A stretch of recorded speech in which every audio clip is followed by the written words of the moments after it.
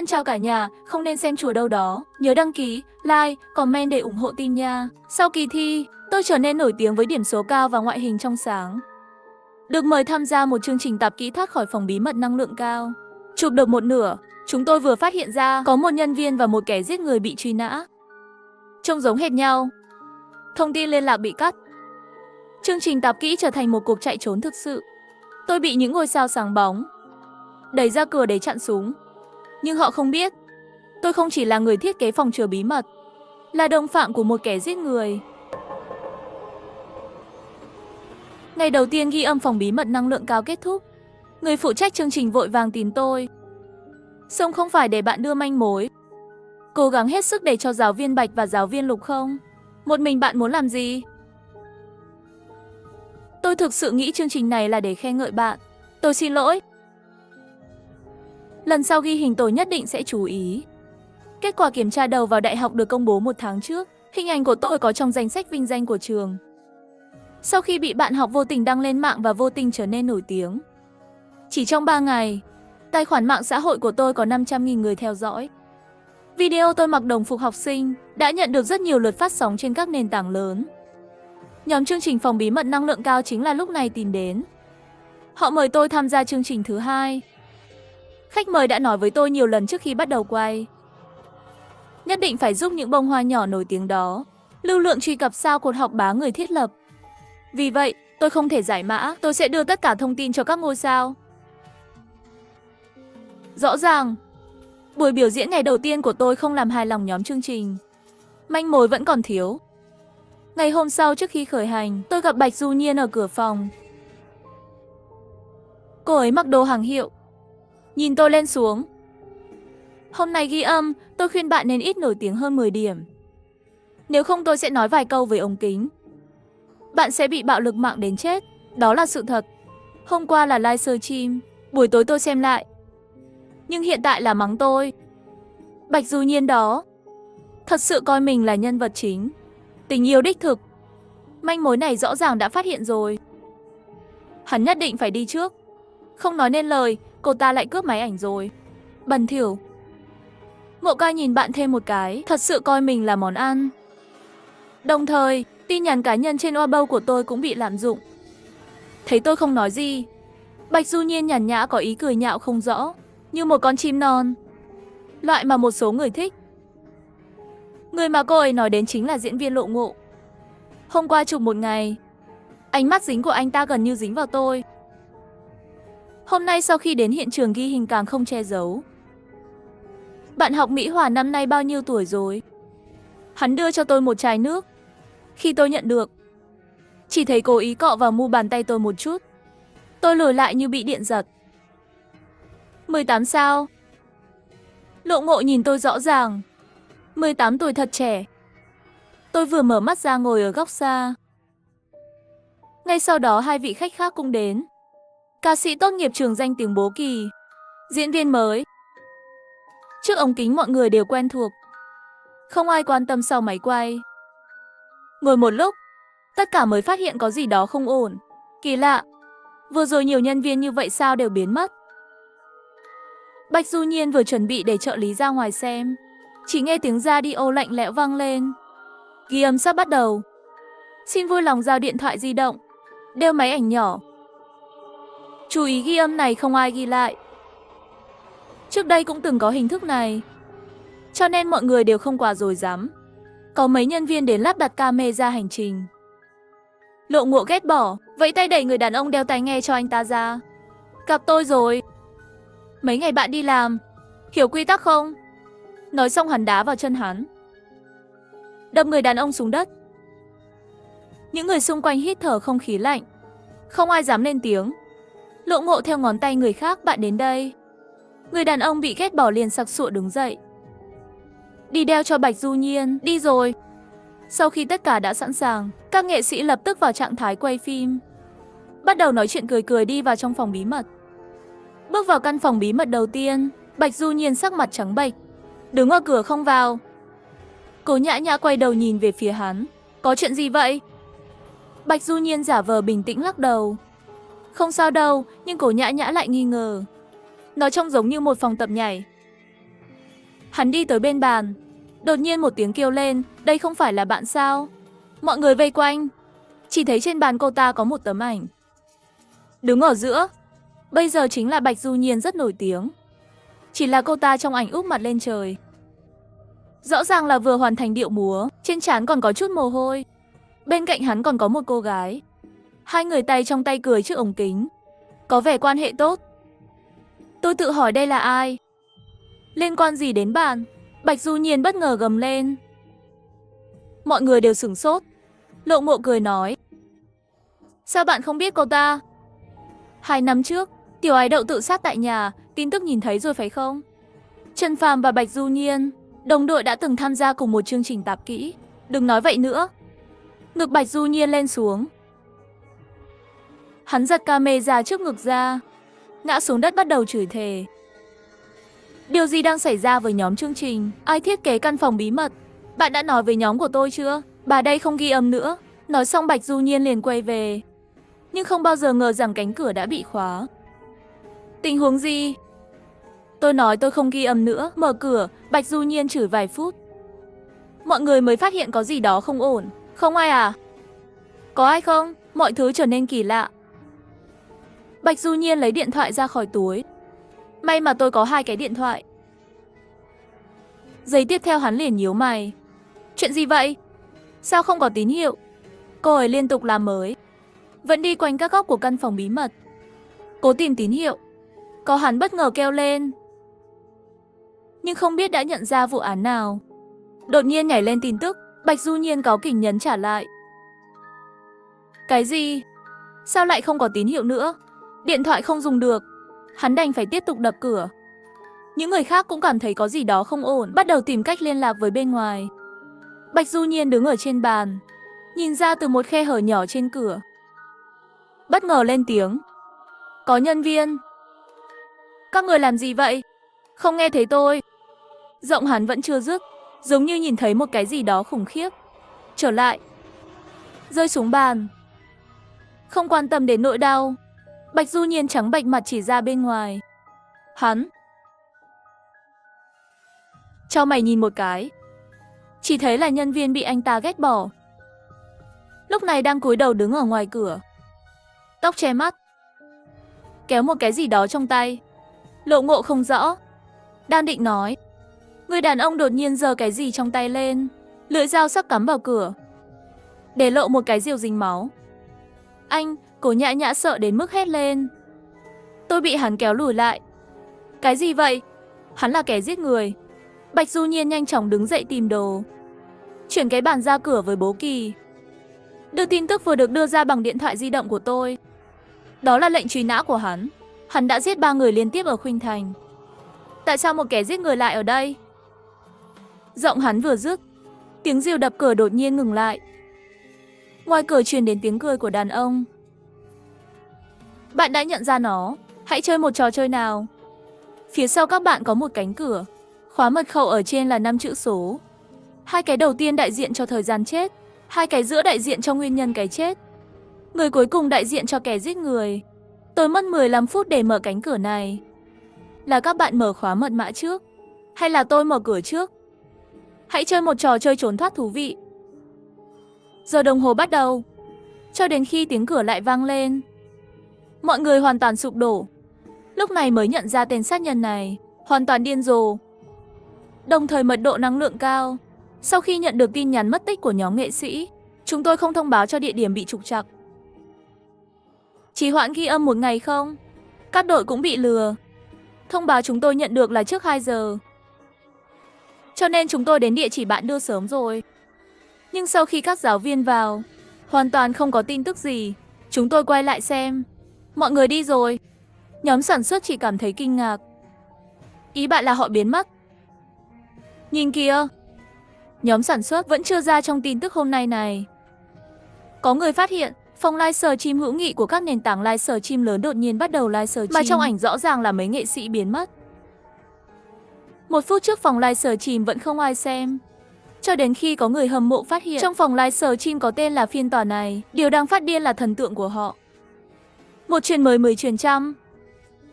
Không quá 5 phút, số lượng phòng livestream tăng vọt. Cái gì đây? Không phải là đang ghi âm phòng bí mật năng lượng cao sao? Đây có phải là livestream của quá trình ghi âm không? Xem ra rất náo nhiệt. Nhưng tại sao lại là camera ẩn? Thật kỳ lạ. Chờ đã, Lộ Ngộ vừa nói những lời bẩn thỉu. Không chỉ hắn, tất cả mọi người sẽ bị đánh liên tục. Tiếng cửa tra tấn điên cuồng. Mật khẩu là gì? Thời gian chết là gì? Nguyên nhân cái chết?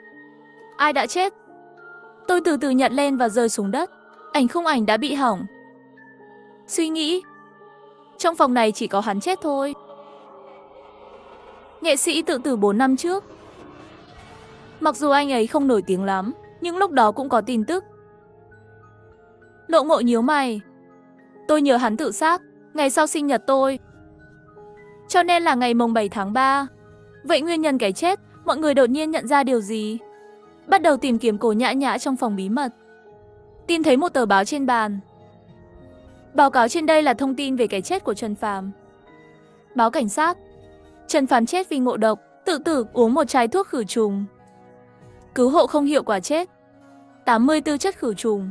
4 số đầu tiên là 3784. Chẳng lẽ hắn không phải tự sát?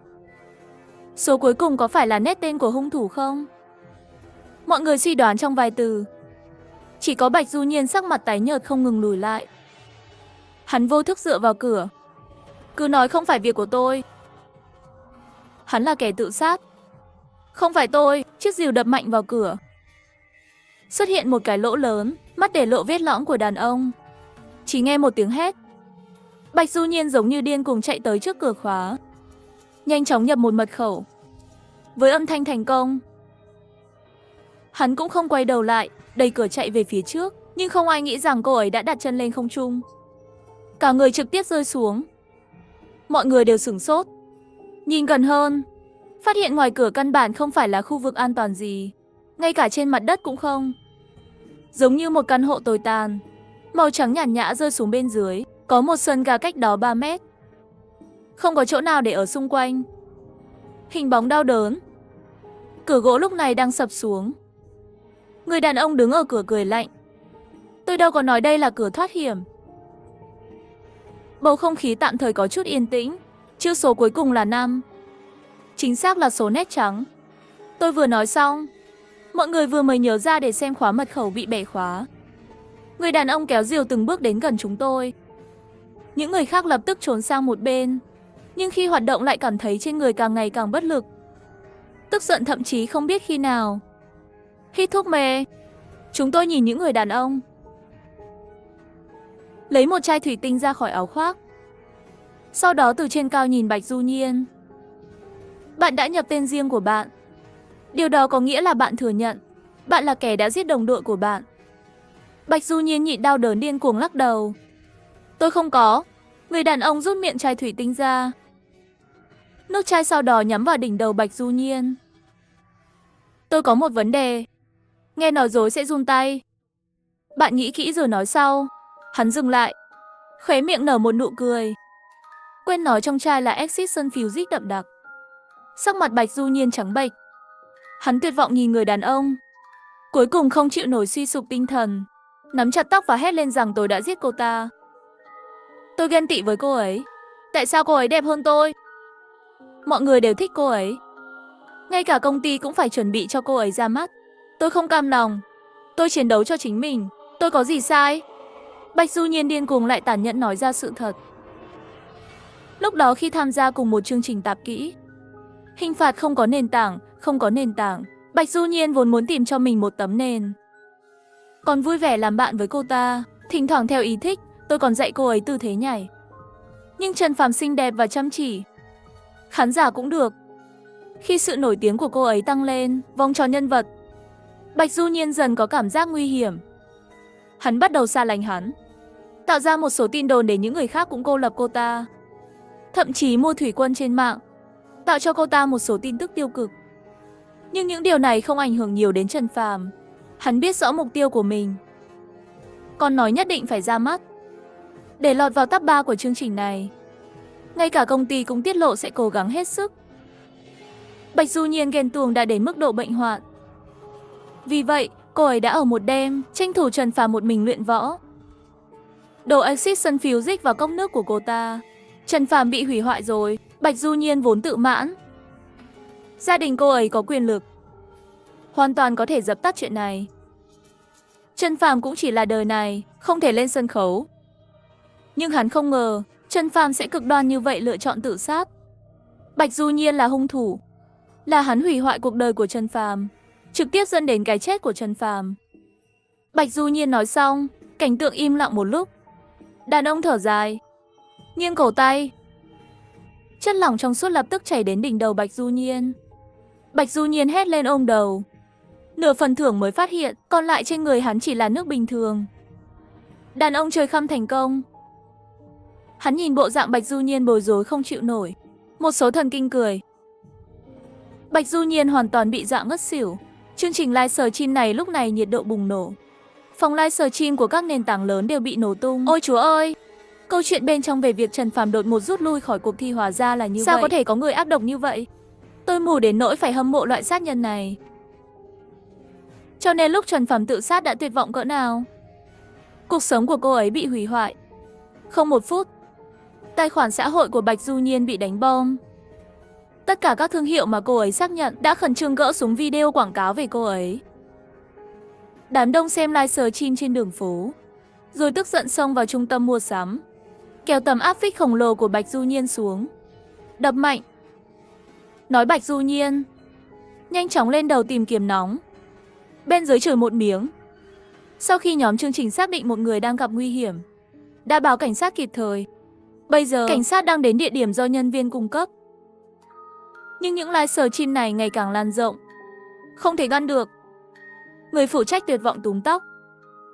Chỉ có thể cầu nguyện cảnh sát hành động nhanh hơn một chút. Nhanh hơn nữa. Ngay lúc này, Lộ Ngộ đột nhiên phát hiện cửa anh ta vừa vào không đóng. Đó là lối ra. Lộ Ngộ tự mình lặng lẽ di chuyển về phía cửa. Lúc còn lại một nửa khoảng cách thì xông ra ngoài. Phần còn lại của chúng tôi phản ứng, theo kịp. Nhưng chúng tôi đã bị đánh thuốc mê, tay chân mềm mại không có chút sức mạnh chút nào. Nhưng đàn ông đã tỉnh lại rồi, đang kéo theo cái rìu. Nhìn thấy cách cửa còn vài bước nữa.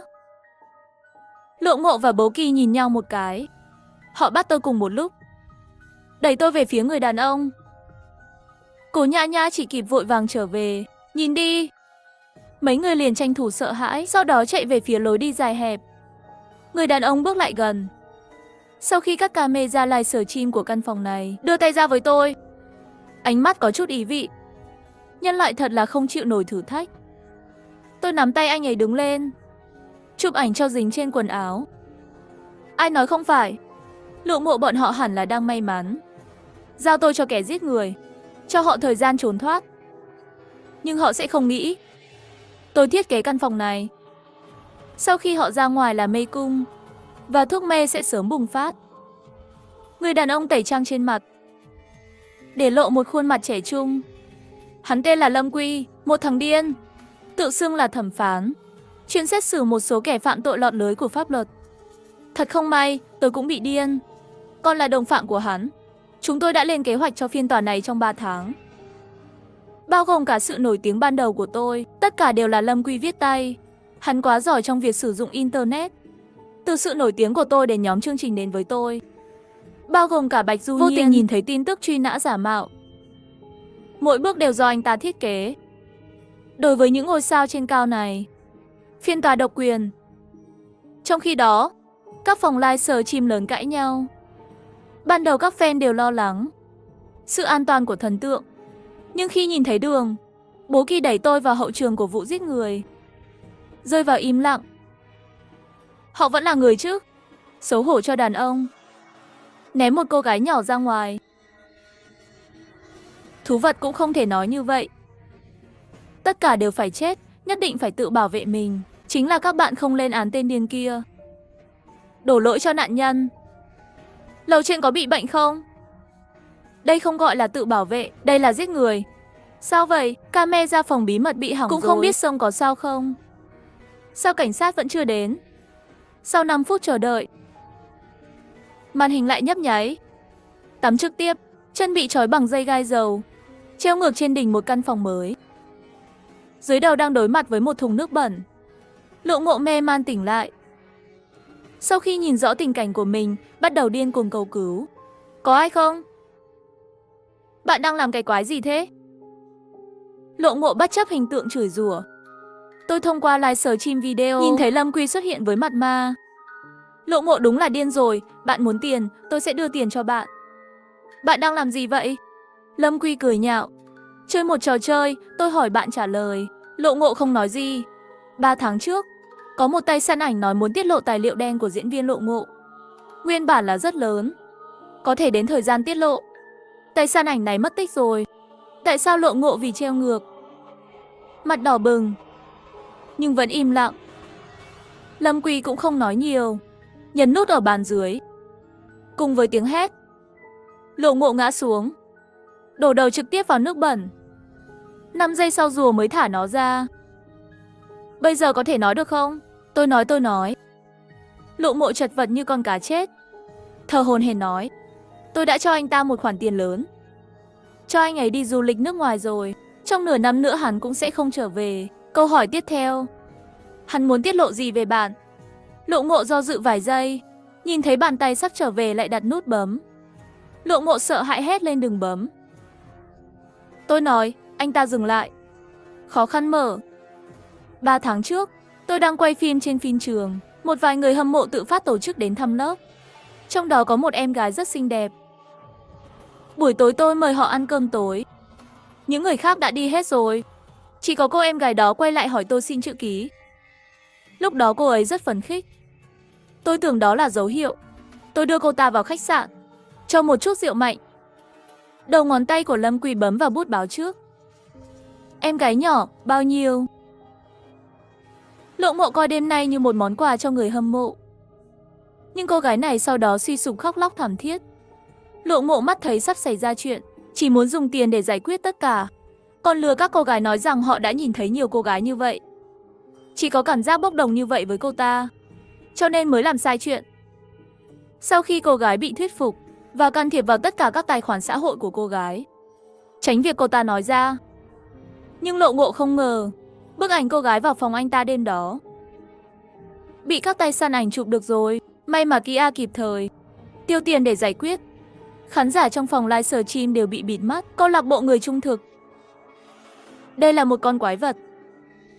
16 tuổi, bằng tuổi em gái tôi. Chết tiệt, tay tôi run lên vì tức giận. Không ai gọi cảnh sát à? Đám người này cũng không cần cứu. Cứ mang đi đi. Đây là kẻ giết người. Đây rõ ràng là sứ giả của công lý. Chờ đã, tên tội phạm này quen quá. Đây không phải là thẩm phán đã biến mất mấy tháng sao? Nói đi, cô gái này không phải cũng thích Lộ Ngộ sao? Anh có tình tôi có ý, không đến mức báo cảnh sát phải không? Lầu trên có phải não không tiến hóa không? Bạn có biết trẻ vị thành niên là gì không? Đây là tội ác, đồ ngốc. Trong sự lên án, vẫn có thể tìm thấy một số bình luận về phe não tàn. Tôi luôn ủng hộ anh ấy. Sau đó bị cư dân mạng đuổi theo mắng. Cảnh sát cuối cùng đã đến địa điểm được cung cấp. Địa điểm ghi âm trống rỗng. Ngay lúc này, cảnh sát luôn mở livestream nhìn thấy gì? Nhanh lên, đội trưởng. Có người gửi màn hình đạn nói là nghe thấy tiếng còi xe lửa. Chúng ta có nên tập trung vào việc loại trừ đường dây xe lửa không? Cảnh sát xung quanh lắng nghe cẩn thận một lúc. Đưa ra quyết định lập tức dẫn người kiểm tra. Nhận được cảnh sát nói xong nhưng không lập tức cất điện thoại đi. Thay vào đó là nghiến răng và bí mật gửi một màn hình. Không phải là một thứ. Sau khi gửi xong màn hình gây nhầm lẫn, tôi tắt âm thanh tiếng còi xe lửa. Chúng ta đang ở đây. Không nhúc nhích chút nào. Chỉ là không ai phát hiện ra có một nhà kho bỏ hoang bên dưới hiện trường ghi âm. Đi ra cửa khác của nhà kho. Đó là một tòa nhà tồi tàn bên kia đường. Lúc mới vào, tôi không ngừng nói chuyện với họ, thu hút sự chú ý, vô tình đưa họ đến lối vào nhà kho. Nhóm sản xuất nói rằng tôi đã chụp ảnh vào ngày đầu tiên. Cũng không phải là oan cho tôi. Dù sao thì trạng thái của tôi vẫn phải luyện tập, phải không? Cảnh sát chắc chắn sẽ phát hiện có gì đó không ổn. Nhưng đợi họ tỉnh lại cũng được. Hoặc livestream địa chỉ bếp cũng được. Tất cả đều cần thời gian. Và thời gian này là đủ. Lâm Quy từ phòng bí mật đi ra bên cạnh tôi. Tôi nhớ lúc trước nói chuyện. Bạn nói ước mơ của bạn khi còn nhỏ là làm thẩm phán. Tôi không biết tại sao anh ấy lại đề cập đến chuyện này. Tôi nhún vai. Lúc đó trẻ con hơn. Tưởng thẩm phán chỉ là nghe tù nhân tự vệ. Cố gắng hết sức, sau đó tôi sẽ quyết định. Khá tuyệt. Lâm Quy cười. Đi thôi, trò chơi tiếp theo tôi sẽ giúp bạn thực hiện ước mơ. Bị một mình rơi vào trong phòng bí mật. Thật sự không giữ được nữa. Nhìn thấy một tấm vải gỗ phía sau. Tôi muốn mượn sức. Kết quả anh ta cuối cùng cũng nắm được. Tám vải đột nhiên rơi xuống. Chỉ thấy phía sau vải là Bạch Du Nhiên. Bố Kỳ đều giống như hắn. Bị treo ở đây trong cùng một tư thế. Và tất cả đều ngất xỉu. Cổ Nhã Nhã bị trói và ngất xỉu trên mặt đất. Lâm Quy lôi tôi bị trói tay vào phòng bí mật. Thấy Lộ Ngộ. Bị bạn phát hiện rồi. Vậy thì trò chơi bắt đầu sớm. Hắn giả vờ hung dữ. Đẩy tôi xuống đất. Tôi rất hợp tác hét lên. Những người khác cũng bị hắn đánh thức. Sau khi nhìn rõ tình hình, mọi người hoảng sợ hét lên. Lâm Quy kiên nhẫn chờ đợi sau khi họ gọi xong, mới chậm rãi nói. Chỉ có một người chơi game thì không vui. Mọi người cùng chơi đi. Bắt đầu ngay. Hai người bắt đầu nói với nhau đi. Còn trọng tài thì sao? Và cái kia. Hắn chỉ vào tôi và Cố Nhã Nhã. Nếu họ cảm thấy ai nói không tốt, tôi sẽ tặng ai đó một trải nghiệm nhảy bungee. Thấy Lâm Quy chỉ vào cái nút bên cạnh bàn, Lộ Ngộ phản ứng lại. Hắn điên cuồng nói với tôi. Vừa rồi không phải tôi đẩy bạn, là Bố Kỳ. Khi hắn đẩy bạn ra, tôi muốn kéo bạn một tay, không giữ được sự im lặng. Ngay cả màn hình livestream cũng rơi vào im lặng. Cư dân mạng nói chưa từng thấy người nào vô liêm sỉ như vậy. Bị cáo buộc, Bố Kỳ mới nhận ra sự xấu xí của nhân loại, cũng không còn lo lắng gì nữa. Chỉ cần hét lên, chết tiệt. Bạn bán tôi đi. Đừng quên, thuốc cấm bạn dùng đều đặn là ai cho. Câm mồm đi. Loại chuyện này bạn cũng nói ra ngoài. Mấy giờ rồi? Dù sao cũng không có ai ở đây ngoài các bạn. Sao bạn không nghĩ đến hậu quả khi bán tôi? Hai người đàn ông cắn như chó điên. Nhưng không ngờ hàng chục triệu người trong phòng livestream đang xem. Hàng xóm vẫn lắc đầu không hài lòng. Trò chơi nhóm cần mọi người tham gia mới đúng. Trò chơi tiêu cực cũng bị trừng phạt. Bạch Du Nhiên rõ ràng vẫn chưa làm rõ tình hình. Lâm Quy không nói hai lời khiến hắn ngâm nước một lần. Mọi người đều hoảng sợ. Tiếp theo vòng 2, Bạch Du Nhiên vừa khóc vừa nói Bố Kỳ. Mọi người đều biết chuyện bạn ngược đãi mèo, không cần phải giấu. Bố Kỳ hét lên, đồ con đĩ. Tôi không gây rối với bạn phải không? Tôi có thể làm gì? Bạn nghĩ tôi không biết chuyện của bạn sao? Bạn biết ba là ba. Phóng năng lượng cao, chủ vàng đã ly hôn với người bạn đời ban đầu vì bạn rồi. Bây giờ ban đầu đưa con trai ra tòa. Trông bạn có vui không? Lâm Quỳ gõ xuống đất nhìn chúng tôi xem. Các vị thẩm phán, bạn không hài lòng nhất với lời thú nhận của ai? Cố Nhã Nhã sửng sốt, sợ không nói nên lời. Trông vẫn phải giả vờ. Tôi trông như bị dọa. Tiếp tục lùi lại. Nói rằng tôi không biết. Đừng hỏi tôi không nói. Lâm Quỳ cũng rất hợp tác. Giả vờ thiếu kiên nhẫn nắm lấy tay tôi. Không nói. Không nói cũng có trừng phạt. Sau đó, anh ta đổ cả một chai chất lỏng vào miệng tôi. Nước lau nhà có vị như thế nào? Bạn mua trà đá ở đâu ngọt như vậy? Tôi ho rất nhiều. Cuối cùng tuyệt vọng lại bất đắc dĩ chỉ vào Lộ Ngộ. Lộ Ngộ trừng to mắt. Vẫn chưa phản ứng. Bị dây thừng rơi xuống nhanh chóng nhét vào số nước bẩn. Treo lại sau 5 giây. Hắn như một con cá chết. Không còn sức để nói chuyện nữa. Và vòng tiếp theo của trò chơi vẫn tiếp tục. Lộ Ngộ và những người khác từng câu một. Để tự bảo vệ, đặt mình biết xì căng đan của người khác. Tất cả đều lộ ra. Sau khi Lộ Ngộ ngồi vững vị trí trong vòng tròn, bắt đầu không hài lòng với hiện trạng. Để thỏa mãn ham muốn, thường để mắt đến những cô gái nhỏ hơn mình rất nhiều. Có nghệ sĩ cũng có người hâm mộ. Thậm chí là nghiêm trọng nhất, một nữ sinh trung học, bán thời gian làm công việc dọn dẹp buổi hòa nhạc, đứng cách xa đám đông, nhưng lại bị hắn theo dõi.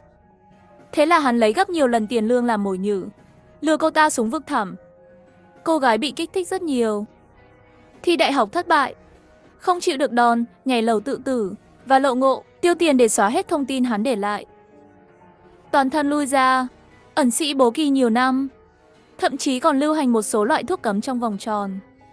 Lộ Ngộ là cộng tác viên mà anh ta thường liên lạc.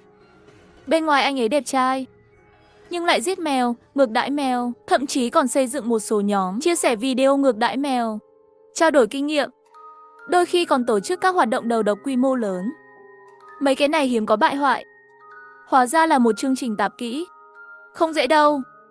Không thích hợp nổi, thật đáng tiếc, tôi rất xin lỗi Cổ Nhã Nhã. Tham gia vào phiên tòa này mà không có lý do, nhưng sự tồn tại của cô ta đã rửa sạch sự nghi ngờ của tôi. Trong một đám cặn bã, có một người bình thường rất đáng ngờ. Có hai người thì chỉ có thể coi là bọn họ không may mắn. Nghĩ vậy, tôi vô thức nhìn Cổ Nhã Nhã một cái, nhưng lại thấy hắn, khóe mắt đỏ ngầu nhìn chằm chằm Bố Kỳ, tức giận lên tiếng. 2 tháng trước, con mèo của tôi chạy ra khỏi phòng thay đồ. Khi tìm thấy, da trên người đều bị bao phủ. Bạn làm ư? Bố Kỳ có chút tội lỗi. Hắn tự chạy đến trước mặt tôi. Ai biết đó là con mèo của bạn? Cổ Nhã Nhã không thể chịu đựng được nữa. Hắn khóc lóc chỉ vào Bố Kỳ. Cho hắn chết đi. Lâm Quy phẩy tay một cái, như bạn muốn. Hắn nhấn nút. Bố Kỳ liền không kiểm soát được rơi xuống. Đổ đầu vào xô. Kéo dài rất lâu mới được vớt lên. Họ cắn xé nhau, liên tục ném bom vào phòng livestream. Số người trong phòng livestream sắp phá vỡ hàng tỷ người rồi. Màn hình liên tục chạy thông tin. Tôi không biết nên dùng biểu cảm gì để miêu tả tâm trạng lúc này. Không hề phóng đại. Chưa đầy một nửa giới giải trí sụp đổ. Thẩm phán tuyệt vời. Những tên bại hoại này nên xấu hổ như vậy. Họ nổi tiếng và giàu có, được nhiều người thích. Làm những việc này. Thật đấy. 2 giờ 15 phút sau khi phiên tòa bắt đầu livestream. Bên ngoài giám sát, cảnh sát đã liên tục đến hiện trường. Đang kiểm tra bên trong. Không quá 10 phút nữa họ sẽ tìm thấy chỗ này. Lâm Quy đặt bọn họ xuống. Một cái nắm cổ áo Lộ Ngộ. Bạn làm gì vậy? Định làm gì? Lâm Quy cười yên tâm. Kết thúc rồi. Tôi sẽ báo cáo tóm tắt. Hắn ném Lộ Ngộ xuống đất. Lấy bút ra, viết lên trán anh ta. Trên làn da trắng của Lộ Ngộ lập tức xuất hiện mấy chữ đen. Kẻ hiếp dâm và giết người. Lâm Quy đối xử bình đẳng. Đặt Bạch Du Nhiên. Bố Kỳ cũng đặt xuống. Trên mặt Bạch Du Nhiên viết tên sát nhân đầu độc. Viết một kẻ biến thái tàn bạo mèo trên mặt Bố Kỳ. Thủ thuật này không bạo lực, không đẫm máu, nhưng lại cực kỳ sát thương. Bạch Du Nhiên phản ứng mạnh mẽ. Anh ta hét lên như một cái lọ vỡ. Tôi chỉ muốn đứng cao hơn. Sao lại làm thế với tôi? Tôi chỉ nhét chút gì đó vào cốc nước của Trần Phàm. Là hắn tự chịu được. Lực quá kém tự sát. Lâm Quy lạnh lùng nhìn về phía hắn. Bạn chỉ ghen tị vì cô ấy làm việc chăm chỉ hơn bạn đã hủy hoại cô ấy. Nhưng bạn có biết không, tại sao cô ấy lại kiên trì muốn ra mắt như vậy, để vào top 3? Bạch Du Nhiên sửng sốt. Tôi sợ tôi sẽ nhìn lại khuôn mặt kinh tởm của cô ta, sẽ không để không đi lên và đá cô ta, rồi cúi đầu xuống. Không ai biết Trần Phàm là gia đình linh dị. Hắn và em gái bị bố mẹ bỏ rơi. Trần Phàm sớm đi làm để nuôi em gái đi học. Nhưng em gái lại nhảy lầu tự tử sau kỳ thi tuyển sinh đại học.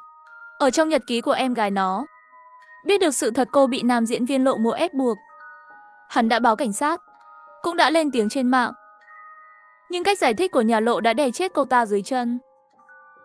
Ngay lúc này, có tâm lý để xem ngoại hình của cô ấy, muốn cô ấy tham gia dự thảo. Top 3 tuyển thủ xuất sắc, có cơ hội phỏng vấn trực tiếp, để nói sự thật trước công chúng. Để sự thật được phơi bày, sẽ không ai có thể nhận nữa. Hắn phải cố gắng học, cố gắng luyện tập, ngay cả những gì được nói trong livestream, ngày đêm đọc thuộc lòng. Hắn như chờ mặt trời trong đêm tối bất tận. Vậy mong chờ ngày đó đến. Nhưng tất cả đều bị hủy hoại bởi lòng ghen tuông của Bạch Du Nhiên. Trần Phàm không ra mắt được. Cô ấy muốn tận dụng lợi thế của mình vẫn còn một chút nói sự thật khi người hâm mộ. Nhưng bởi vì Bạch Du Nhiên bồi nhọ, anti-fan của cô ấy nhiều hơn người hâm mộ. Không ai tin cô ta, không ai quan tâm đến cô ta. Trần Phàm tuyệt vọng lựa chọn con đường giống như em gái. Nhưng thế giới này đầy bóng tối. Mặc dù sự thật bị chôn vùi trong thung lũng, luôn có ngày ánh sáng chiếu vào. Bạch Du Nhiên thất bại ngã xuống đất. Tôi không biết. Lộ Ngộ cũng trở nên sắc mặt trắng bệch. Họ tự sát. Tất cả đều trách khả năng chịu đựng trong lòng của họ quá kém. Kẻ bại hoại là như vậy. Dù có phạm sai lầm gì cũng chỉ trốn tránh trách nhiệm. Không ăn năn cũng không sao. Ai đó sẽ dạy. Làm người. Nghe thấy tiếng cảnh sát tìm kiếm cách đó không xa.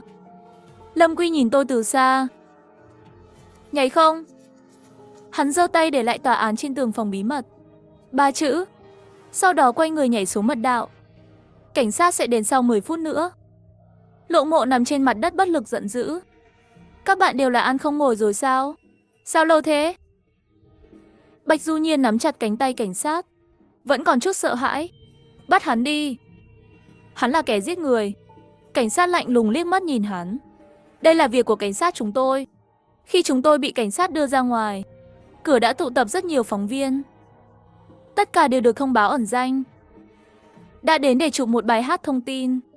Lộ Mộ người ta không biết, mọi thứ trong phòng chứa bí mật đều được livestream. Lúc nhìn thấy phóng viên còn sửng sốt một chút. Phản ứng đầu tiên là tên giết người được viết trên mặt. Tiêu đề Lộ Mộ biểu cảm phức tạp. Nhìn mặt cũng không che được. Chỉ đơn giản là bán một làn sóng thảm hại. Tôi cũng không ngờ sự kiện ác độc này sẽ xảy ra với tôi. Chỉ 2 tiếng thôi. Chúng tôi đã bị tra tấn vô nhân đạo. Nhưng xin mọi người yên tâm, tôi nhất định sẽ tích cực hợp tác trị liệu tâm lý, sớm ra khỏi bóng tối. Nhưng phản ứng tại hiện trường lại vượt quá mong đợi của hắn. Chỉ thấy các phóng viên sắc mặt phức tạp. Nhìn về phía ánh mắt của hắn đều là không giấu được ác cảm. Lộ Mộ còn chuẩn bị nói thêm cái gì nữa. Cảnh sát nhanh chóng kéo anh ta lên xe. Chắc là họ chưa biết. 2 tiếng này, họ đã đi từ những ngôi sao sáng bóng, trở thành một con bọ trong bùn. Thương hiệu chứng thực lần lượt hủy hợp đồng. Chỉ riêng thiệt hại thanh lý giá cao, đủ để họ bồi thường. Các cô gái bị Lộ Mộ làm tổn thương đã cùng nhau báo cảnh sát. Từng người một. Thậm chí còn liên quan đến những thứ bẩn thỉu khác trong giới giải trí. Có thể nói chỉ trong 2 tiếng đồng hồ, toàn bộ giới giải trí sẽ phải đối mặt với một cuộc thanh trừng lớn. Trên đường đến đồn cảnh sát, tôi ngồi cùng một chiếc xe với Yang. Trong xe chúng tôi an ủi nhau. Trông như thể tinh thần của những người sống sót rất không ổn định. Tất nhiên, Cố Nhã Nhã là thật. Tôi giả vờ. Nữ cảnh sát đi theo đều nhìn thấy trong mắt. Vì vậy, khi ghi chép, cô ấy không làm khó tôi quá nhiều, nhưng vẫn đặt ra một câu hỏi quan trọng. 3 tháng trước, vụ án livestream bắt cóc ở trường trung học cơ sở số 1 là tay cầm của thẩm phán. Lần này ngôi sao livestream phiên tòa cũng vậy. Thật trùng hợp, bạn là nạn nhân của cả 2 vụ án. Bạn không nghĩ là quá trùng hợp sao? Tôi nhìn hoảng hốt, như là đột nhiên nghĩ đến cái gì. Thật là trùng hợp. Chắc hắn tới vì tôi. Các bạn phải bảo vệ tôi. Tôi sợ quá. Tôi đã khóc.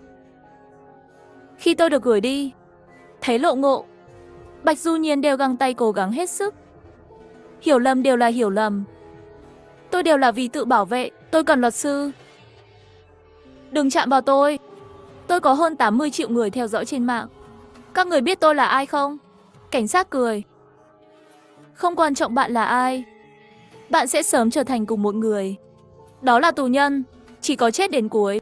Cuối cùng họ cũng nhớ đến việc cầu xin lòng thương xót. Tôi không muốn vào tù. Làm ơn. Tôi không muốn vào tù. Lộ Mộ thậm chí còn sợ Tiểu không kiểm soát được.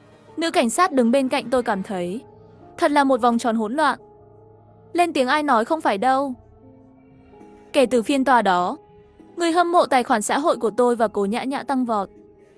Người hâm mộ đều nói chúng tôi là giới giải trí, hoa nhài trắng tinh khiết, không bị thẩm phán xét xử.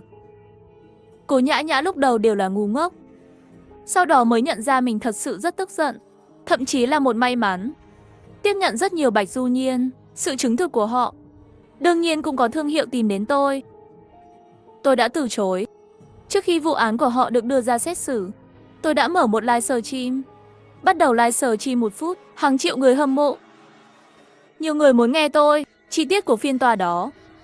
Nhưng tôi chỉ nói mục đích bắt đầu livestream. Tôi sẽ không vào làng giải trí, sẽ không còn hoạt động trên mạng nữa.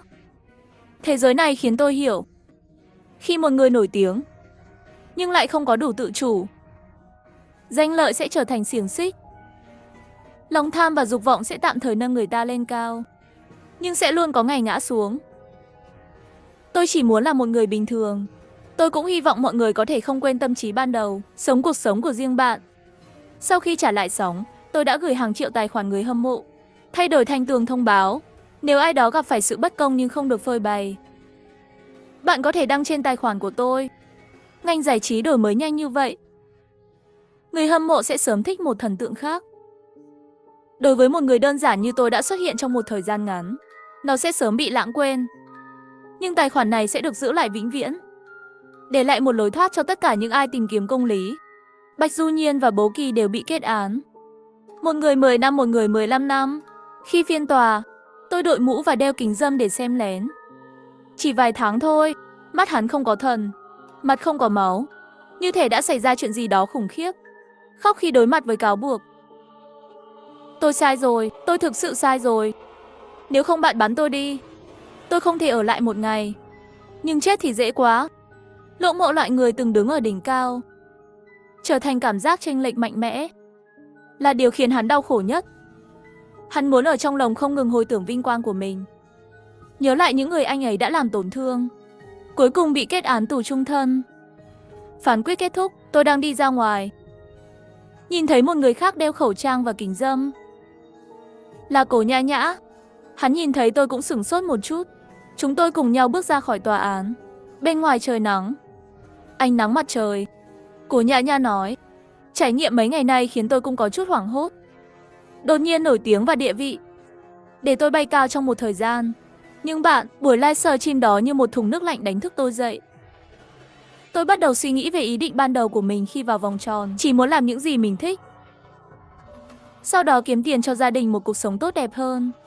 Tôi quyết định rồi, sau này thời gian rảnh rỗi đưa gia đình đi du lịch. Mỗi năm một nửa số tiền thu được sẽ được quyên góp. Lời nói của cô ấy làm tôi hơi ngạc nhiên. Tôi gật đầu không nói gì. Cổ Nhã Nhã nói, thực ra tôi luôn muốn nói với bạn một lời xin lỗi. Xin lỗi, lúc đó tôi đang ở trong phòng bí mật. Khi tôi đẩy bạn vào người đó, tôi đã không giúp bạn. Tôi mỉm cười, không có gì xin lỗi. Bạn không phải là Đức Mẹ, tự mình cũng không giữ được mạng, còn làm sao cứu tôi? Tôi có chút cảm khái. Có người tự trách mình vì đã không giúp tôi, đau khổ lâu. Và một số người phạm tội lớn vẫn đang ngụy biện. Các loài rất đa dạng. Cổ Nhã Nhã đề nghị tôi mời bạn ăn cơm. Tôi nhìn thời gian, cười rồi, không cần nữa. Tôi có hẹn với ai đó. Buổi chiều nhà hàng không có nhiều người. Tôi ngồi cạnh cửa sổ. Phía sau chỗ ngồi truyền đến tiếng của Lâm Quy. Trần Phàm 2 năm không cập nhật tài khoản, đột nhiên tăng hàng triệu người hâm mộ. Thú vị thật. Khi con người còn sống, họ phớt lờ anh ta, đánh giá anh ta đã chết. Đột nhiên có một đám người xuất hiện, nói lúc đó rất thích hắn, luôn ủng hộ anh ấy. Tôi không nói gì cả. Lâm Quy nhìn vào mắt tôi qua kính. Tôi đột nhiên cảm thấy, trốn sau mạng lưới, những người dùng bàn phím làm vũ khí, có vẻ đáng ghét hơn một chút. Sẽ rất vui. Đây là cùng với tôi. Nhưng hiện tại chúng ta có nhiều việc quan trọng hơn. Đại học sắp khai giảng rồi, ngày mấy bạn đi báo cáo? Lâm Quy dừng lại. Đi với bạn. Dù sao chúng ta cũng là cùng một nơi. Ngoài ra, bạn bị mắc kẹt trong 2 phiên tòa, không thể giải thích bằng sự trùng hợp. Vì vậy, chúng ta phải tìm lại sau khi bắt đầu đi học. Tôi nghiêng đầu xem anh ta tìm cái gì. Tiểu Tam ha ha. Thẩm phán số 3 đâu?